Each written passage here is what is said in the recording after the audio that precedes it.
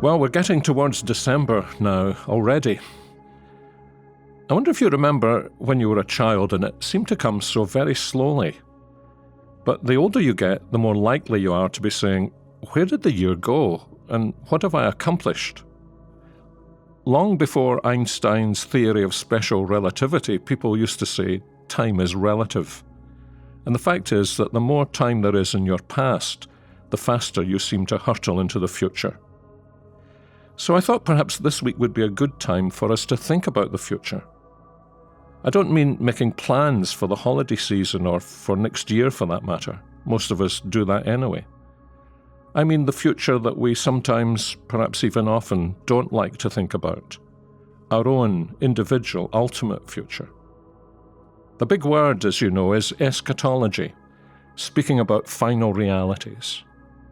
And theologians sometimes subdivide that topic into corporate and personal eschatology. That is, what is going to happen to the whole cosmos at the end of history, and on the other hand, what happens to us as individuals at the end of our lives. And it's the latter that I thought we might reflect on this week.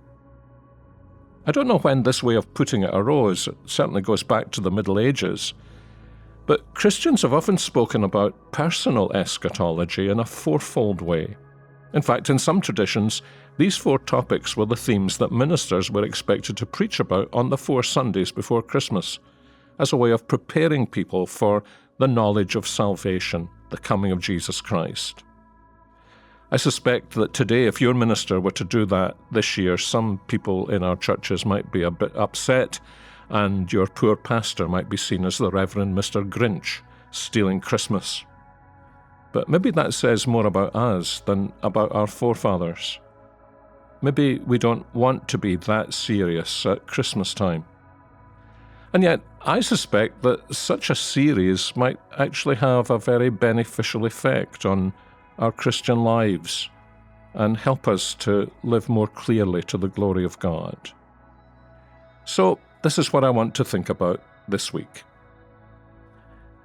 We might say that these 4 things are death, judgment, heaven, and hell. And all of those words can send a little shiver up our spines, and we can be quite resistant to them. Certainly 3 out of the 4 of them are not pleasant thoughts for sinful men and women. And we might say, well, the people who thought about these things in the past lived much nearer to these things than we do. Of course, in one sense, that's true of death. In those days, people almost always died at home, without the pain relief that we may often have, surrounded by their family members, and usually conscious. But the death rate wasn't any higher in the 17th century than it is in the 21st century, was it? It's still 100%. But that alone wasn't the reason Christians were encouraged to think about these things.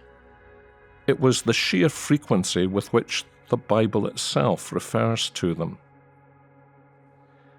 And there was another deeply biblical reason why meditating on these things was encouraged. Our Christian lives are shaped according to the way we think about the future. It's not possible to think about these themes without becoming a more serious Christian than we were before or might have been without them. And in addition, since life is short and eternity is long, meditation on the 4 last things weans us off our addiction to the things that are seen and temporary, and helps us focus our gaze and reorient our lives to the things that are unseen and eternal. Don't you find that our times constantly encourage us to look through a microscope at the things of this world, when we need to be looking through a telescope at the world to come? So, meditation on the 4 last things helps transform us from being this world-oriented, microscopic in our Christian vision, and turns us into Christians who are oriented to the world to come. And as C.S. Lewis once famously commented, the Christians who make most impact on this world are usually the ones who think most of the world to come. So that's what we're going to do the rest of the week, and I hope you'll join us tomorrow on Things Unseen.